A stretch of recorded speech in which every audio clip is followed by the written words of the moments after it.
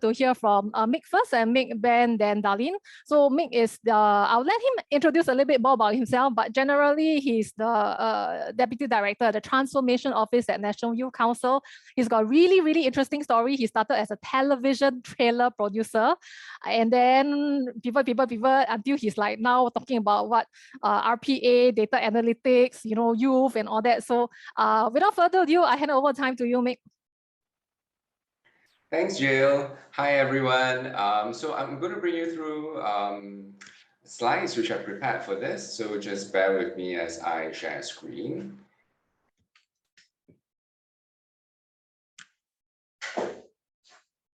Right, so as Jill mentioned, I'm from the Transformation Office in Youth Council. So today I'm just going to share a little bit about how we're supporting education and career exploration through this project called On My Way.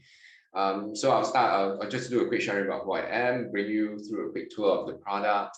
Most of the time for my sharing will be focused on the design process, because I think that's something which you can probably take away and see how you can apply it in your own area of work.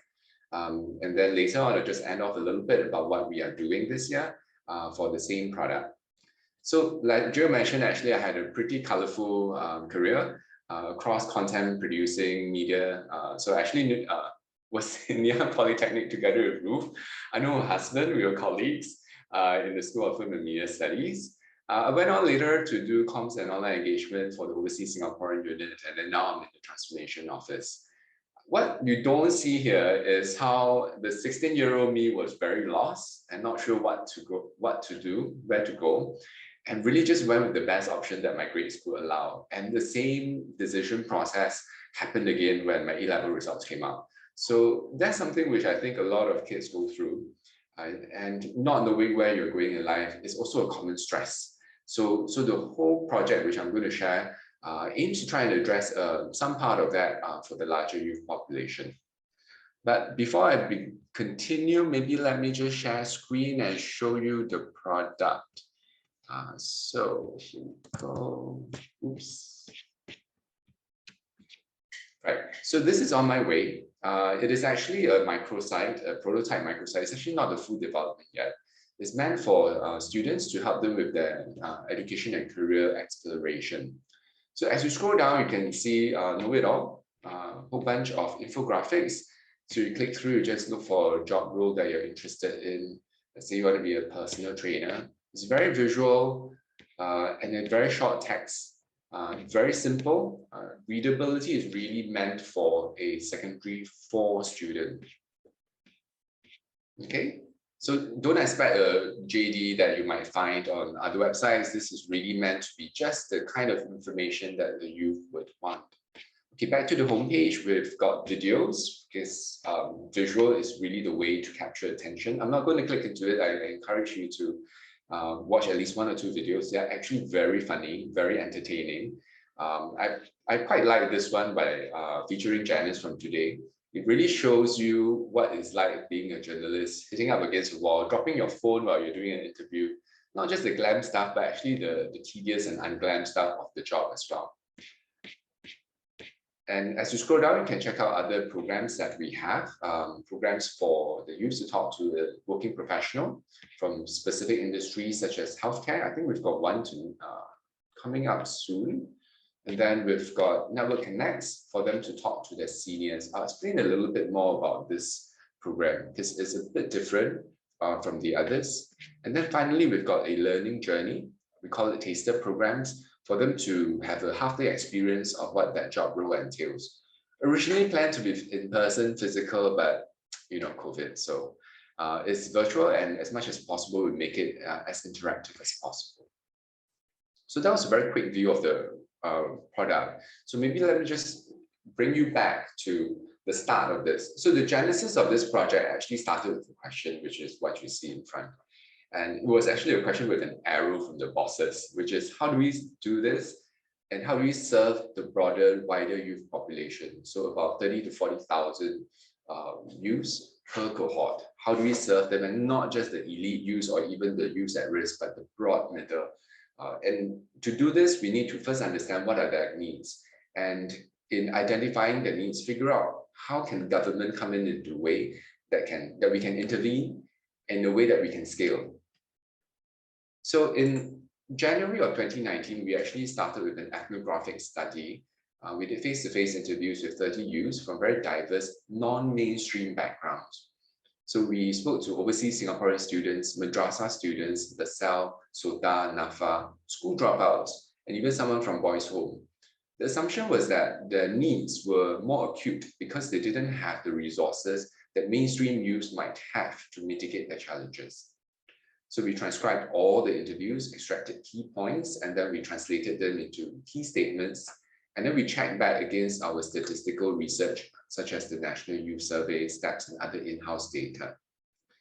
From that, we identified some needs statements that you see in front of you.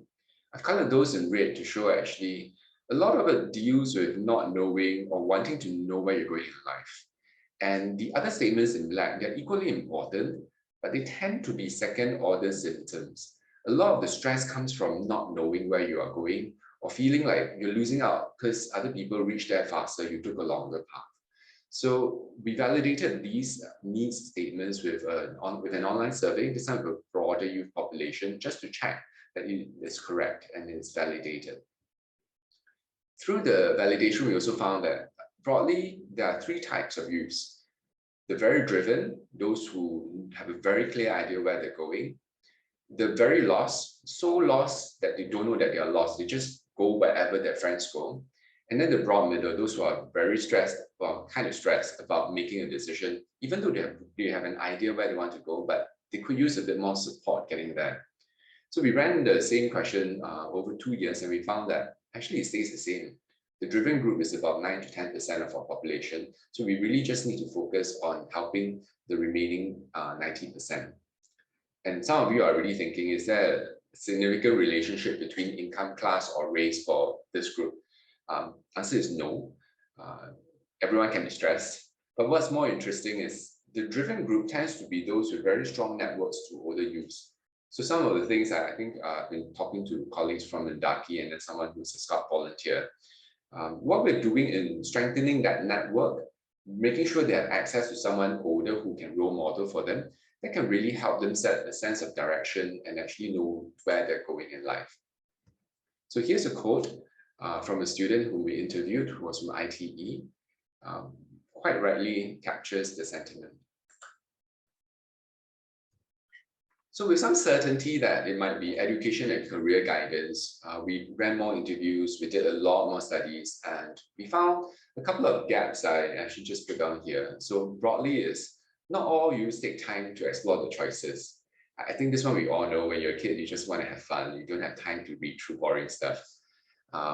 Yeah, so large chunks of text was something we consciously avoided on our website. A lot of them would delay the exploration until they get the results. They're like, what's the point, right? If I get a low grade, I'm not going to be able to go where I want to go anyway.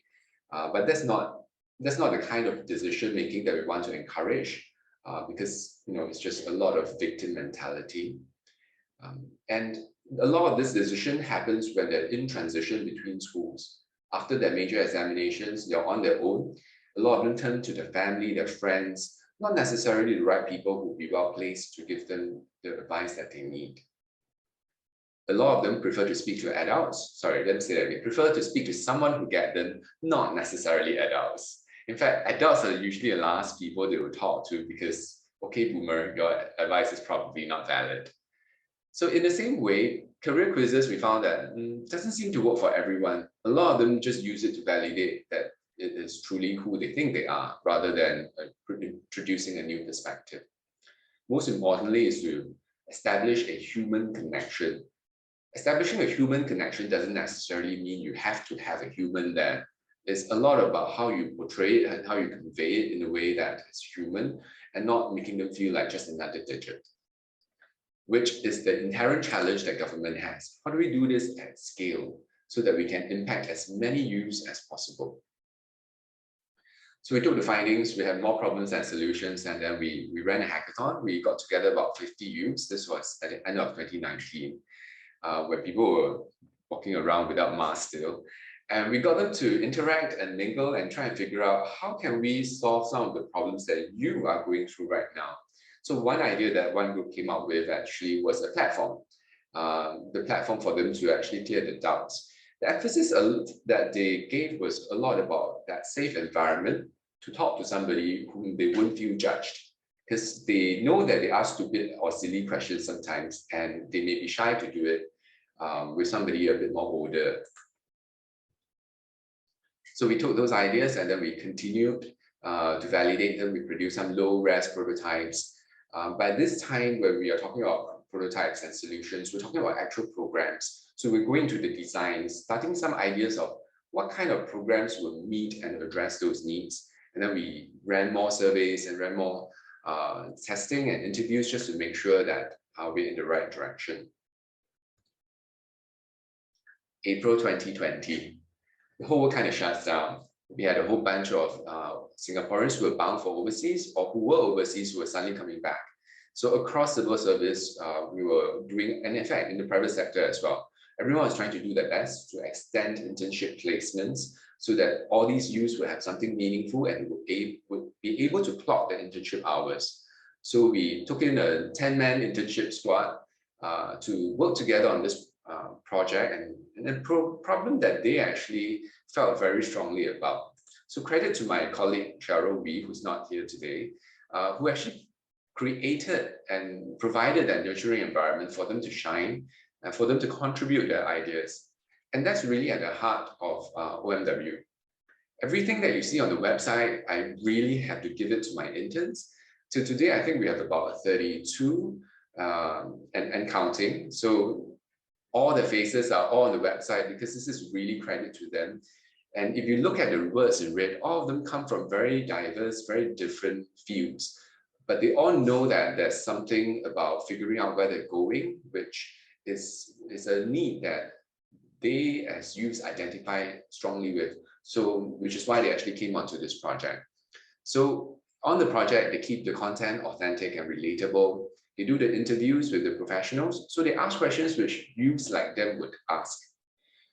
They also try and retell it in a way that youths would understand. They would relate that job description to a secondary school student rather than rewriting or translating it into something an adult would understand. So the downscaling was something that we thought was very important. So our interns also vet all our videos. So all the memes that you see on the videos, we check with them to make sure that it's relatable. Because some of the jokes is past my generation, so having the interns view is very critical. And really through this experience, they get to meet each other. And I think in the internship experience, they also network and forge very important bonds. So I brought you through very quickly the website earlier. So I'm just going to highlight a couple of points which you may not have noticed. So the content is visual and personal. So readability is packed for 16-year-olds. So we use the Hemingway tool to make sure that we pack that at the right level. We only feature entry-level jobs. There's really no point, at least from our research, we found that no point featuring a very high-end job that takes 10 years to get there because the kids are not going to see that connection. We also feature only those which are high demand and high supply. As much as there are some niche jobs that we all wonder, hey, how do I become a tattoo artist? But it's not something that most of the youths would aspire to do. So we use that as a way to curate so that we don't have too many job roles on the site. We address misconceptions, some of the less glossy things, or even things which they may not have realized. For instance, for a paramedic, you need to be okay with the sight of blood. And as a kid, that may be something that you may not realize is a make or break for you. We also have programs, like I mentioned, for them to connect with seniors. So these seniors are maybe 2 or 3 years older than them, studying the course that they want to pursue, so they can ask those silly questions without feeling judged. And then with the working professionals, all of them are 35 and or under, so that there isn't such a large power distance gap. And that really shapes whether or not we get questions in the session. Finally, for kinesthetic learners, the taster program actually does give them a way to test and get their hands dirty to figure out whether or not this works for them. You probably have figured out by now that actually everything is on a scale. Everything on the website was designed so that you can get the right intervention at the right level that is comfortable for you. Because there are many different kinds of use, with different kinds of needs. And for us, the easiest way to make it accessible to them was to line it up in terms of the amount of effort that is required of them to get that advice or do that exploration. Not everyone needs to go for a half-day session. And in fact, it is so resource intensive that for them to go without having fully explored, they may just find it a waste of their time.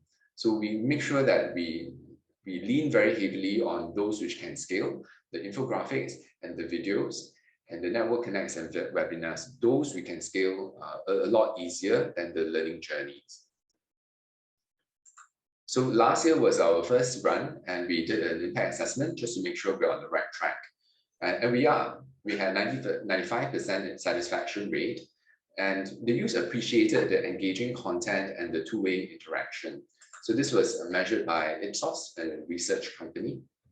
We also confirmed that if you help the youth make more confident decisions when they need to choose their school or the next pathway, generally they're more confident about their life. I think it's quite a no-brainer, but we needed to make sure that this was research-proved no-brainer. So finally, this year, we just launched OMW for this year's run with all the 200 infographics covering 23 industries. Last year when we started, we only started with 10 because we wanted to test that this works. And knowing that it works, we have scaled up content production. We've also scaled up the videos. They're still coming. Do check it out. It's really quite entertaining and very accessible. We've got programs lined up in December and January. We had one in November of about 100 students, 100 youths turned up to attend a Let's Talk Computer Science. So these are the programs in December and January.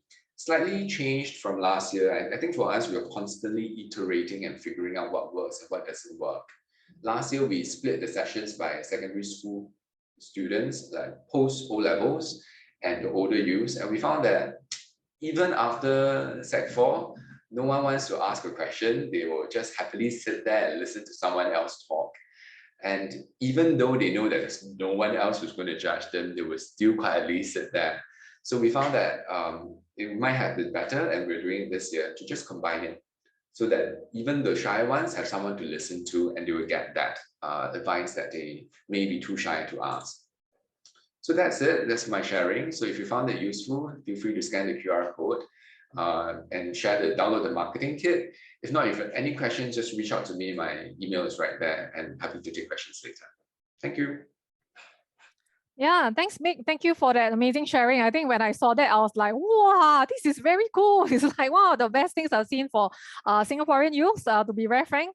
Because one of the things being in this space, I realized is that there are a lot of older people, including the aunties like me, who want to try and help young people. Then you're like a little bit too old, in some sense, right? So I think it's that the ability to connect, which is what Mick is saying. I think, but beyond connection is giving them what they need at the right space at the right time. So I think that's cool. And I think we all know that SkillsFuture typically is targeting folks that are slightly older. Sometimes that you go to the website, you're like, if I'm a 14-year-old, I'll be like, what's this, right? So I would say On My Way is a much cooler version of that for youth lah. And hopefully the folks here, feel free to share it, feel free to use it to that you can, I know some of you have kids that around the age group, and then you're like, okay, maybe you can experiment with them for that. And also some of you are working with youth directly. I think that'd be great if you can share that. Yeah, so you can keep the questions in a while. We will get to Q&A in a while. I think Yu Liang is asking for the link to the calendar. Maybe you and your team, you can help with that. Then later we will get a little bit more in depth with that. So meanwhile, I would just also want to transit over to Ben.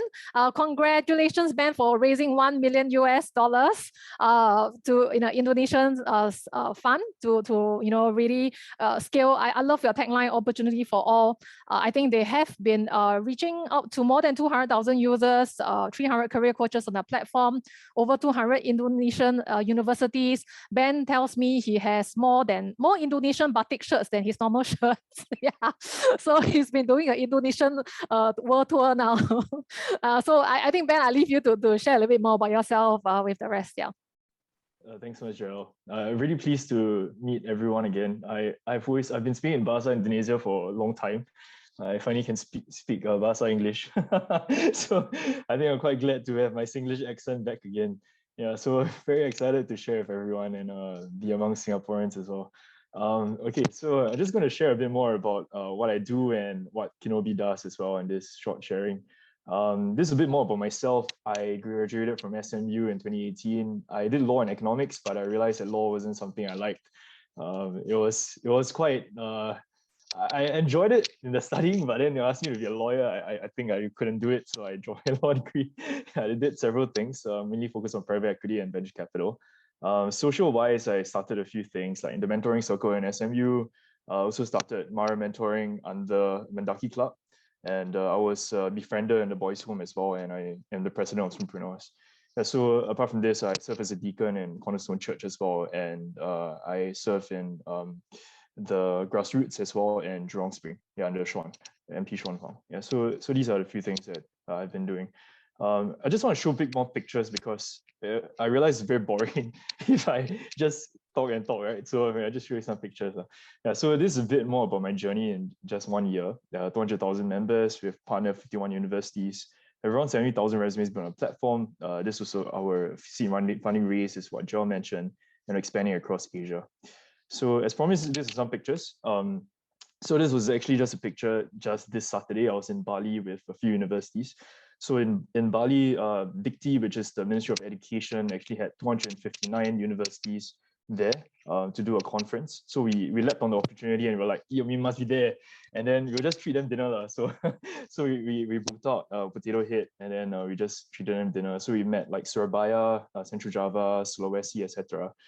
It's very, very interesting because I think that I studied H2 history when I was in junior college. So we covered like Indonesia history. So I think the very cool part is that you get to really meet them in person. And I found out that, you know, people in Central Java are usually very shy, while those in Southern Sulawesi are very open because they're very close to Filipinos, very few Philippines. And you can imagine the Filipinos are usually slightly more, you know, jovial and excitable when they speak. Yeah, so you can really tell the difference in culture just on that same table with, I think, 25 people. This was in Bali. I think I didn't do any touristy things in Bali. That was first time ever. I went to Bali to actually talk to universities. So this was me with, I think, Unmas, which is in Denpasar. They were all dressed in like their sarongs and things like that. It's really cool. And this was in Untiknas, which is nearer to the east of Bali. They invited me for guest lecture. So that was really interesting. I spoke to like, I think 50 students on site and then another 150 on Zoom. So Matu Suksma is their way of saying thank you. Really beautiful language. And I think I really enjoyed the culture there when I was in Bali. Yeah, so right now I just flew back from Bali to Jakarta just yesterday. Yeah, so some pictures that I have. I'll just go straight a bit more into what we have done in Kinobi. So I think Joel mentioned that, you know, I should share a bit more about how Kinobi actually use social media to actually build our presence in terms of two things, in terms of attracting as well as engaging youths. I just want to share a bit more of my experience doing that. So social media wise, we have around 150,000 followers across our 4 different channels, Singapore, Thailand, Philippines, and Indonesia, and 2 million plus likes. These are some events we've done, and we also use ambassadors. Our main platform that we provide mainly is we engage universities, and 51 of them. In Singapore, we have SMU, we have SIM, PSB Academy, Kaplan, as well as James Cook University. So these are the 5 that we have in Singapore using this currently. It's mainly on the student side, providing them with tools that allows them to access their careers. So like we have a resume builder that allows them to score their resume, and also creating a job similarity function, because we find out through the resume keywords how similar are they to the job description. And then we provide virtual experiences that we create with, like, for example, my working title has a course, then you can check out how to be a how to be a Jedi, and then interview prep, as well as tracer studies. On the admin side, it's really, I think that's the interesting part for the universities. They get to see what's happening for the students. So one thing that's a very cool feature that we have is that we, let's say, you know, for your school or for, let's say, for your organization, we actually allow you to sort out which are the number of students who actually have, let's say, digital marketing. And then if an organization, for example, like Google comes up to you and says, I want to know how many students are good at digital marketing. And then out of 5 stars, these are students with like 4 or 5 stars, 3 out of 5 stars, etc., etc. So that's something we're building. Apart from that, right now, all the career coaches, etc., have access to the resumes of the students currently, and they can see the score. So I'll maybe just switch over to a bit more of the platform to show you how this looks like on our dashboard itself. Okay, that probably could be quite interesting for some of you here. Yeah, so this is the dashboard that universities see. They can click into the resumes, and then from this, it's a huge snapshot about the different resumes that you can actually see. Sorry, yeah, so here it is where they can actually see the different people on the platform, whether it's come from which university, etc., was a GPA, number of professional experiences, organizational experiences, and then the resume itself. So right now, I would say we have a lot more Indonesians because it's just by virtue of the fact that population size, 260 million versus 6 million. it's just that's why you would see a lot more like Indonesian resumes. Yeah, so let's take, for example, maybe University of Indonesia. Right. So let's take, for example, this person here. So as a career coach, you can actually see, you can actually change the things, whether it's small, big, medium, or large. You can change it if you cannot see the thing. And then you can see the resume performance based on our AI that scores it. And then you can actually read, what are the things that actually change, etc., etc. And then if you want to, you can contact the person and send an email to the person. So then you can look at other resumes if you want. So next resume, some resumes not complete, so it's not doing well. More resumes, etc., etc. So the good thing is that you have live feedback about what your students are doing. If your students never finish your resume, it will look like this. Yeah. So like it's really quite obvious that they haven't done it, and you can see the resume performance as well. On the other side, this is what happens. So this is what happens on the student side. They get to create a resume. They can actually choose from various different templates. So whether it's like marketing, banking and finance, startups and tech, etc. So let's say you don't want to be a UX designer, and you can click into this. It's a bit like Canva of some sorts, and then you can click into this and then choose that.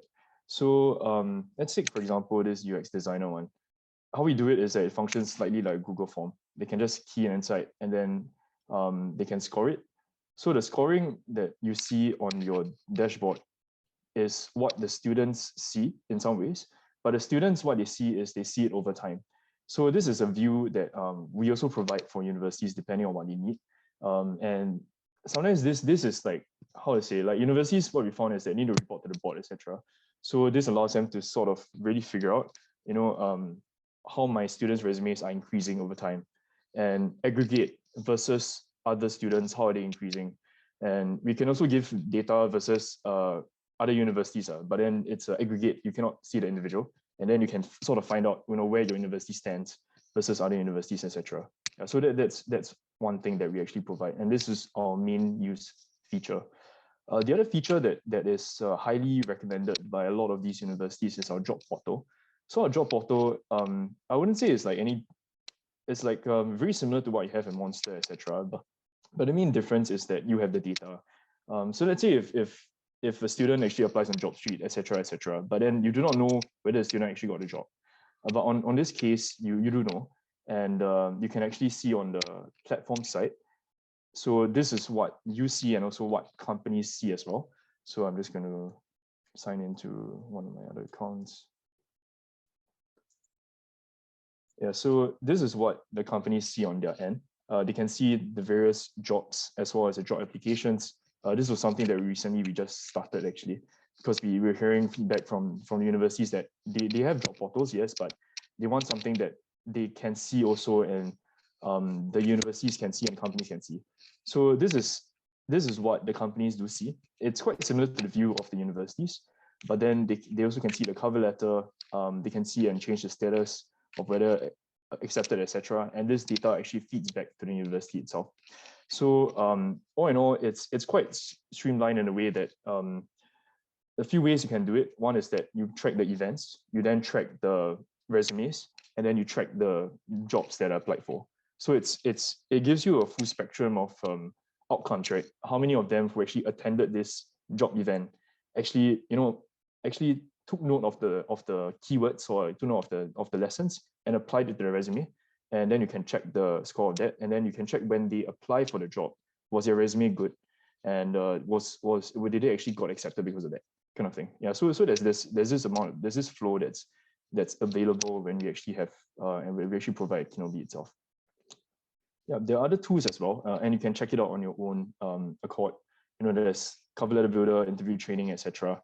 I probably, if you want to, we can have another session together with me. I'm happy to share and to speak and to share other learnings also. Yeah, so we can check this out. So we have a cover letter builder. It's quite similar. We have an interview training that allows them to simulate as if they are in an interview and press start. So they can simulate it. If they don't know how to answer it, they can press a hint and then you can see the hint and then they can basically the hint is the answer, but then it's like 10-year series. Yeah, so that's what we built on this site. Apart from this, we also have our virtual courses as well. So for example, there's my working title that we recently released, but we haven't started pushing out in terms of marketing. So that's why it's only 6 because we haven't started pushing out business marketing. Be a Job Search Jedi by Darlene. We have also those that are by some of the other companies itself. So for example, we have like let's say Gojek or even MyRepublic, we also have Microsoft, etc., etc. So this is on our platform together with these other partners. Yeah, so I think that's short sharing about what we have done in terms of our website. This is what I slightly mentioned earlier in terms of admin features. And then this is a case study from both SIM and James Cook. Currently, we're also building for a few other clients, for example, the Laos Ministry of Education, as well as the Ministry of Education from Brunei. I think Mendaki has been a huge supporter of us as well. So thank you so much to Mendaki. Yeah, so this really is just a short thing that we have done. I think finally, I just want to share a bit more about these two things, which is attracting and engaging youths. Just keep it short and to the point for this, which is that in terms of attracting youths, we find that the best way to do it is through TikTok. Yeah, so that's me on the left. I have to be a Gen Z. Even though I'm not really a Gen Z, I'm a millennial. Yeah, so I created like how-to series and how I have to like dance and stuff like that. Yeah, there's some embarrassing videos of me. There's one of me like becoming a basketball, so that my intern was like bouncing me and stuff like that. So yeah, so like these are the things that actually do well. I think even in the Ministry of ministries, I've seen like Ministry of Social Environment, they're doing quite well on TikTok even. Yeah, so I think it's not, if the ministry can do well, I think most of us can. Yeah, in terms of like, the social media side, right? Yeah, then this is our Indonesia side, this is our Philippines side. Yeah.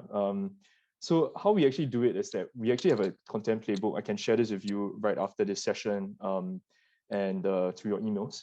And then we can also see how you actually can incorporate TikTok, etc., to engage your students, to create TikTok channels for your school, etc. That seems to be very, very popular in terms of engaging the students. The other one that we have is engaging youth. So after attracting youth using TikTok, the second thing is really engaging youth. In terms of engagement, I think the main thing about engagement that we actually find that's very useful is campus ambassadors.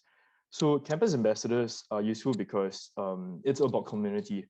So I don't know how many people know about the metaverse and Web 3.0. Yeah, it's something I'm very interested and passionate about actually.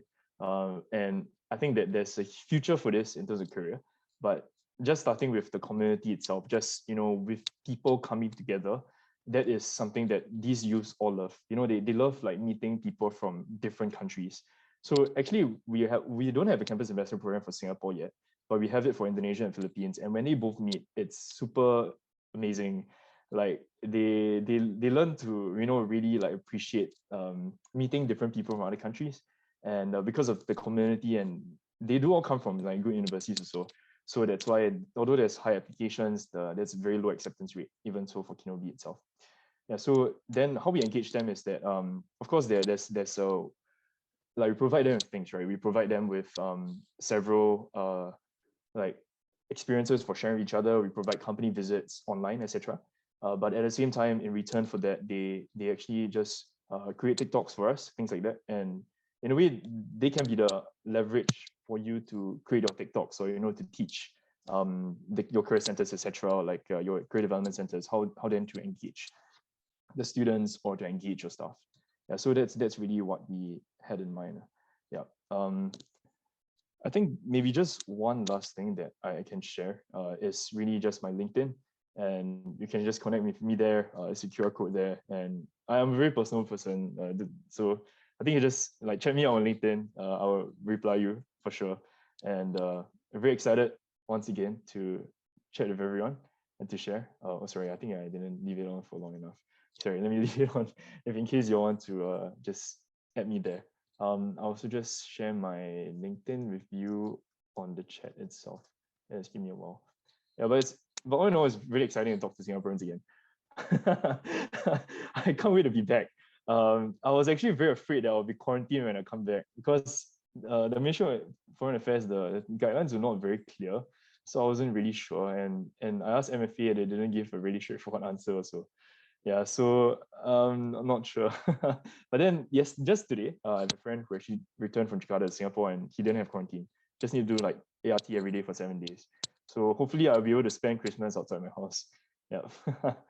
Okay, thank you everyone. I think my you can just press like the 3 dots at the side, then you can connect with me. I don't know whether it's like LinkedIn's kind of feature or something like that. Yeah. Yeah, to answer to Anne's question. Yeah.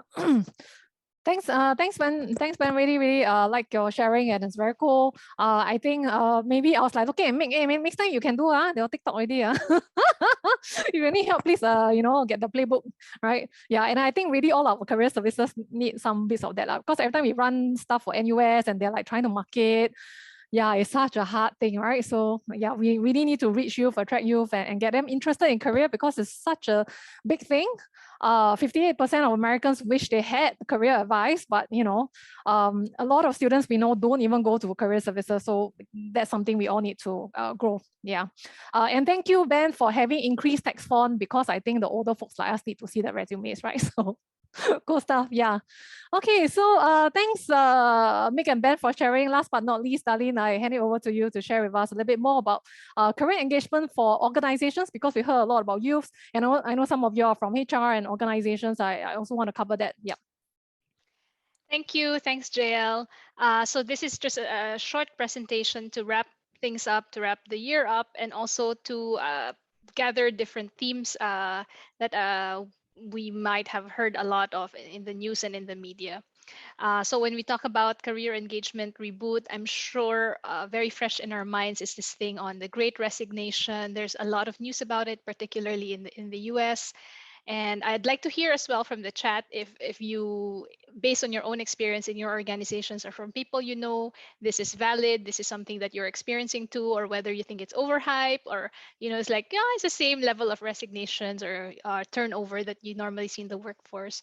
But what I saw a couple of months ago in the headlines in Singapore, it was some study or survey saying that 49% of Singaporeans are thinking of quitting. And that is quite alarming. I mean, we don't know how many percent will eventually do it, but it makes us think what is going on. And I think this is a time for us career development professionals or learning and development or talent or even those in career guidance services. The themes are pretty similar, even if you work with students and youths. It's, I guess, less of a resignation of just plain turnover, but maybe thinking of it in terms of a reshuffle of dynamics between employers, employees, or even contemplation. So this has been written about. Is it the great contemplation where employees are thinking of what they want and they're prioritizing their own needs, they're taking back control? It's something that we can think about, right? Of course, there are some industries where, yes, turnover is expected. Some sectors of the workforce that have been really overstretched. And I'm thinking of what Mick shared, the loss, the stress, and the driven. And I think it applies to adults. So maybe there are some industries like in IT, they're very driven. There are more jobs, more demand than supply. So, maybe the turnover has been higher in that regard, and maybe some healthcare workers have been overstressed and they want a break or they want to change. So when I read headlines like this and read about statistics like this, I'm always curious, like what Mick and his team had done.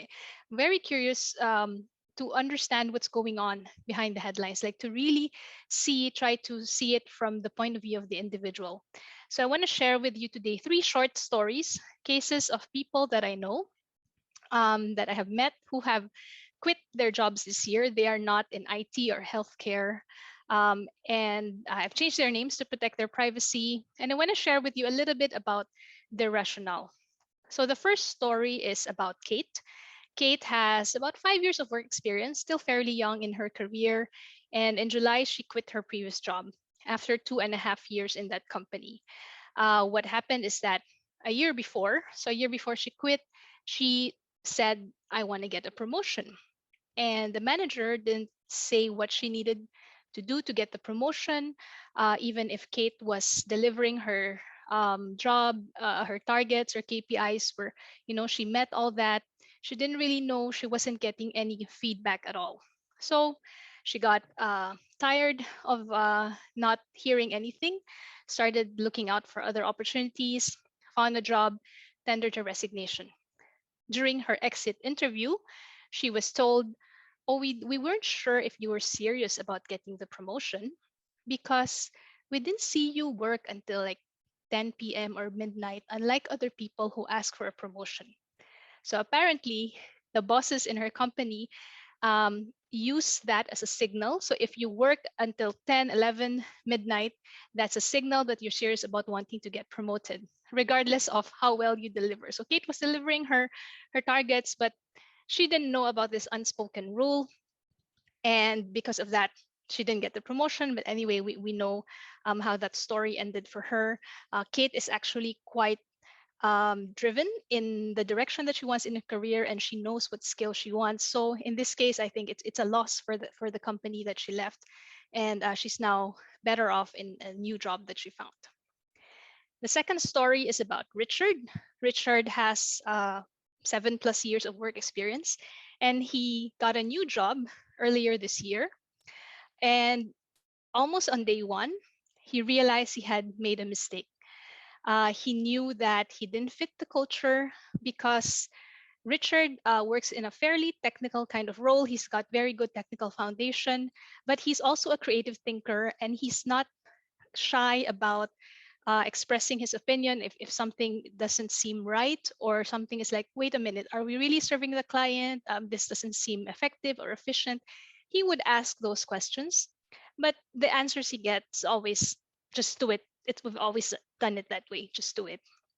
So he was getting that kind of feedback and vibes from this new organization that he joined. And so almost from the moment that he joined, he was in parallel looking for another opportunity. So 4 months after this company, he joined another organization where he felt he belonged, because there's a bit more room for creative thinking and for looking at the whole process, making sure things make sense for the client.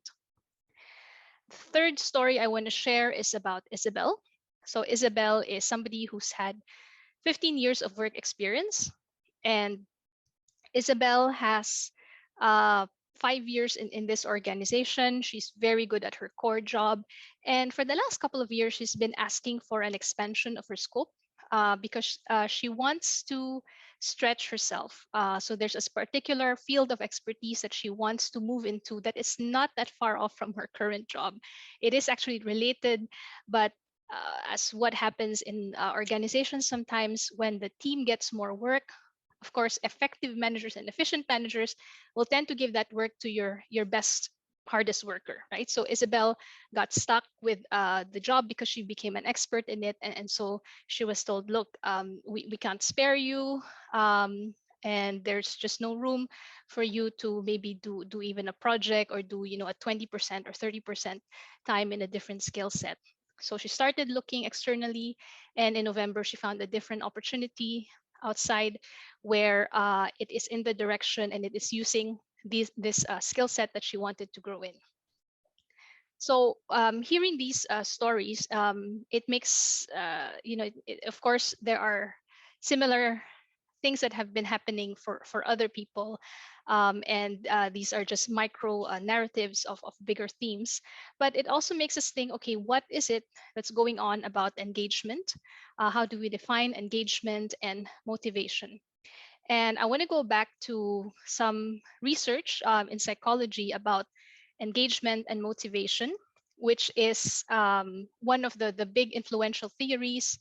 It's formulated by Desi and Ryan. You can Google them. It's a lot of big. It's a big world that they've created now on something that they call self-determination theory. I want to just share the most essential parts, which is that they've found that motivation, as we call it, self-determination, as the academics call it, is built on three core factors. The first is autonomy, which is about feeling in control of our goals and behaviors. This is when we have a sense of agency, knowing that if we take action, something will happen. So it's the opposite of helplessness. It's the opposite of waiting around and waiting for things to happen to you. And this reminds me of what happened to Kate because she did not have autonomy over the goal. She was not even told what the criteria is. So no matter what she did, it didn't seem to work. The second thing is about competence, which is gaining mastery of task and learning skills. So in any work that we do, whether it's a high-powered job or even the homework that we give to students, people, well, as human beings, we want to feel competent. We want to feel that we are learning something and that we are gaining skills and that we're growing. So for the case of Isabel, for example, she kind of felt that she had stagnated or reached the highest level of her current skill set and she wanted to do more. She wanted to grow her competence. And the third factor of self-determination is about relatedness. So it's a feeling of belonging, a feeling of affinity, feeling that I belong with this group of people that I work with, or maybe even feeling that we share the same objectives, the same core passion, core purpose. We are going towards the same direction together. So it's a sense of affinity that Richard didn't feel in that organization because he just felt like a very different person and that the environment was not the right one given his skills and the way that he thinks. So when it comes to working with individuals, what do we do about this, or maybe the people that we coach or people in our team? Three things that we can do. Many of these are common sense. I'm sure that you already know it. The first, which is clarity. So having clarity of boundaries of tasks generates autonomy, because when we keep the communication lines open and people know exactly what's expected of them and what they can expect, then they can figure the things out in between. So they know what the goals are and they know what they're supposed to do. The second one is flexibility. So flexibility drives competence in the sense of when we are clear about what priorities need to be delivered at the 100% level, at the same time, we are also realistic enough to know that some things can be negotiable, right? Some things don't have to be 100%. So on those things, it then becomes an opportunity for people to stretch themselves, maybe to try something different or expand their skill set, try something new, because they know that it doesn't have to be 100%. There's some things that you can negotiate around that. So then you can grow competence because you're actually doing things and you're testing things out, and you give them some room to fail a little bit. So there's that flexibility on that. And the third one is empathy. And I'm really happy that there's a lot more awareness, a lot more focus on this empathy in the workplace. It's become such a buzzword. And this is really the one that drives relationships and a sense of relatedness. It's about relating with people as human beings, not just as employees. And even more important in remote work, leaders setting the tone for openness and vulnerability, and like Mick said, creating that trusting space so that people will speak up, people will ask questions, and people feel that they are safe within the organization. At a bigger level, when we're talking about scale, when you're aggregating, like Ben is showing about different statistics, when you're looking at the dashboard, how can we look at engagement? So this is one way to look at it, which is a matrix of performance and self-drive, where we can kind of see where people will fall. And of course, depending on the life stage or even depending on the role, somebody might be in a certain quadrant today and then be in a different quadrant next year when they're doing something else. And what can we do about this? Well, because there are different factors in play, it also calls for different kinds of initiatives, different kinds of interventions. So for example, if somebody's performing well, but maybe you sense that they don't really believe in themselves so much, or something has happened that knocked their confidence to a lower level, coaching and mentoring could perhaps help. On the top right, we see these are the 9% driven people. So they're probably already asking for progression. They're asking for promotion. They're asking what they can do to get the more challenging project and the stretch roles. And this is, just let them roll with it, give them that. And of course, with adequate support and structure so that they can succeed and learn and grow in those projects. On the bottom, we see if somebody's not performing well and also doesn't seem to have that drive. It could be a wrong job or organizational fit, or if you know this person has been performing well before, but maybe something happened or they're having a really tough time now, giving them some mental health support as well and other resources that the company might be able to provide, like sabbatical or break or different, but having that conversation with the person. And on the bottom right, this might apply to a lot of youths or a lot of new hires. They're not yet performing at a high level because they're new or they just changed, they've just made a transition, but they have the drive, they want to learn, they're willing to do what it takes. So it's about upskilling, giving them also those challenging assignments so that they can show their capabilities. With this, I'm not just talking about the people who are at risk of leaving, not the 49%. Of course, we want to think of them, but really we also want to think of the 51% who want to stay and who want to grow and who want to continuously learn. Because development and engagement is for everybody, and it's about investing in people for the long term. I want to leave you with this classic comic. It talks about training, but I think the same thing applies to development in general, career development, leadership, learning and development. And it tells us that it always pays to invest in people.